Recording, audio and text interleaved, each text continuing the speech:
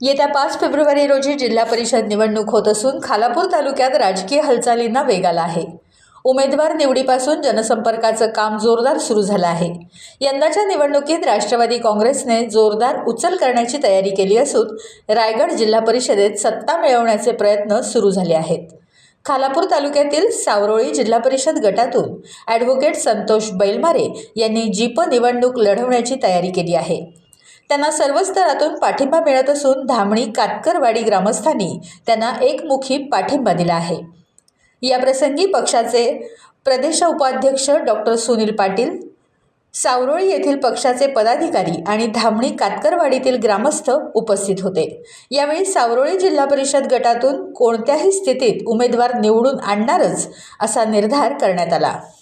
मला ही बातमी समजली की आपण स्वतःहून येऊन संतोषजी बैलमारे यांच्या ऑफिसवर आपण त्याला पाठिंबा देण्यासाठी आलात आणि संपूर्ण जे ग्रामस्थ आले तुम्हाला धन्यवाद देऊन जेवढे थोडेच आहेत। शेवटी बऱ्याचशा लोकांना काही आमिष द्यावं लागतात, काहीतरी द्यावं लागतं, तर ती माणसं आमच्यामध्ये येतात। परंतु आपण एक काम करणारे व्यक्ती म्हणून आज संतोषजी बैलमारेंकडे आपण पाहताय आणि संतोषजी बैलमारेंनी जे वकील मनुष्यांनी त्या काही अडचणी सोडायचं काम आपल्याला केलं असेल तर ते करू शकतात। सर्वांना त्याचा विश्वास आहे। तर त्यांनी जो काही आपला आजोट रस्ता केला आहे आणि ज्या बरेचसे त्यांच्याकडे परमिशन ते यायचे ती देखील ती कशी परवानगी आणि त्याला चांगलं ज्ञान आहे तर तो देखील ते मार्ग त्या ठिकाणी काढतील। आपल्या ठिकाणी काही लाईटची व्यवस्था केली, पूर्ण लाईटची व्यवस्था ते पूर्ण करून देतील। त्याचबरोबर काही CCTV कॅमेरे बसवले त्यांनी त्या ठिकाणी काम केलं आहे। आपण पाहिलं तर सावरोळीसारख्या ग्रामपंचायतीच्या सरपंच होऊन चांगलं काम करतायत आणि अतिशय अनुभव असलेली व्यक्ती आज या ठिकाणी जर आपण त्यांना पाठिंबा देण्यासाठी आलात मी मनापासून तुमचं कौतुक करतो। जिल्हा परिषद इलेक्शन लागले जातात, त्या निवडणुकीसाठी मी तयारी करतोय। तुमच्याकडे मी सर्वांकडे मदत मागते तर मला मतदान द्या आणि निवडून आणा। आपल्या वाडीमध्ये रोडची समस्या आहे, रोड केलाय पण तो अपूर्ण आहे। तुमच्या वाडीमध्ये कोण आजारी असेल त्याला हॉस्पिटल न्यायचं तुम्हाला झोलीत घेऊन जावं लागतं आणि गेले कित्येक दिवस हा त्रास चालू आहे।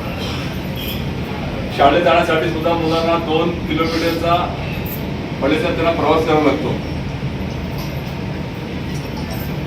त्याचबरोबर आता समजा एखादा कार्यक्रमाला गेले महाराज लोक तर त्यांना त्या ठिकाणी वस्तीला राहावं लागतं कारण का वाडी खूप दूर आहे, आउट साईडला आहे। पाण्याची पण ती समस्या आहे, शाळेतल्या मुलांची शाळेची समस्या आहे। एखादी जर आदिवासी महिला गर्भधारणे असेल, ती प्रेग्नंट असेल, तिला घेऊन यायची असेल हॉस्पिटलला तर तिची काय अवस्था होऊ शकते। तर आमच्या घरामध्ये एखाद्या स्त्रीला पोट दुखणार किंवा काय दामोदर आम्ही गाडी घेऊन जातो, तुम्हाला त्या डोंगरावर पाण्याचं खाली यावं लागतं। उंच असं डोंगर आहे, आल्यानंतर पुढे नाला आहे पाण्याचा। पावसाळ्यात जर पाऊस पडला तर ते नाला पूर्णपणे पाण्याने भरतं आणि मग त्या नाल्यातून त्यांना यावं लागतं। पाण्यासाठी मी पाहिलं असं जेव्हा मी जातो बघायला तर डोक्यावरती 3 हंडा घेऊन त्या महिला डोंगरावरती सरळ चढतो, असं वाटतं म्हणजे आपण पारतंत्र्यामध्ये आहे।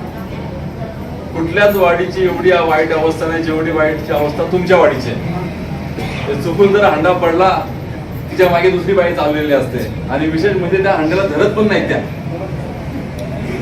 आणि अशा डोंगरावर सरळ चालतात त्या। पण तसं होऊ नये, या सगळ्या गोष्टी म्हणजे रोडची समस्या, लाईटची समस्या, पाण्याची समस्या, त्याचबरोबर ह्यांच्या वाडीमध्ये जे मंदिर आहे सभागृह ते सुद्धा खूप छोटे आहे।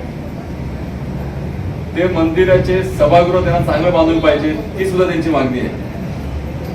तर मी तुम्हाला आज सांगतो की तुमच्या रोडची व्यवस्था ती सुद्धा करेन, तुमच्या पाण्याची व्यवस्था जे तुम्हाला खाली यायला लागतं ते सुद्धा बंद करेल। जसं माझ्या वाडीमध्ये प्रत्येकाच्या घराजवळ पाणी आहे तर तुमच्या प्रत्येकाच्या घराजवळ पाण्याची व्यवस्था करेल किंवा कुठल्या प्रकारे त्यांना असं काही खोटं आमिष वगैरे दाखवलं नाही। स्वतःहून ह्या सगळ्या जणू की आपला भाव उभा आहे म्हणून सगळ्या बहिणी आल्या आहेत।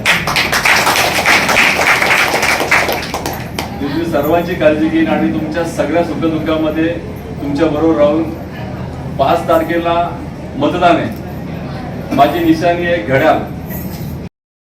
काम चांगलं आहे म्हणून आम्ही आमच्या मुलींसाठी पण त्यांनी चिकार केले, म्हणजे रस्त्याची सोय पण त्यांनी केले। आणि त्यांना गाडीची पण सोय केली आणि आमच्या वाडीला रस्ता पूर्ण टच नाही म्हणून आम्ही आमची पूर्ण वाडी त्यांना याच्या पुढे सहकार्य करू म्हणून आमची पूर्ण वाडी इथं आहे. हे आपल्या उमेदवार आहेत. तसेच आम्ही वाडीतला फुल सहकार्य संतोष बैलमारे भाई यांना करणार आहेत ही मला आश्वासन आहे फुल. परंतु दुसरी गोष्ट अशी की जी ह्या महिलांच्या मुली ज्या शाळेत येत आहेत त्यांना रिक्षा वगैरे जायला रस्ता या बायांना सावरणमध्ये यायला हा संतोष बैलमारेने केलेला आहे. टाइम्स डिजिटलला लाईक करा, शेअर करा, सबस्क्राईब करा आणि बेल आयकॉन दाबायला विसरू नका. Times digital.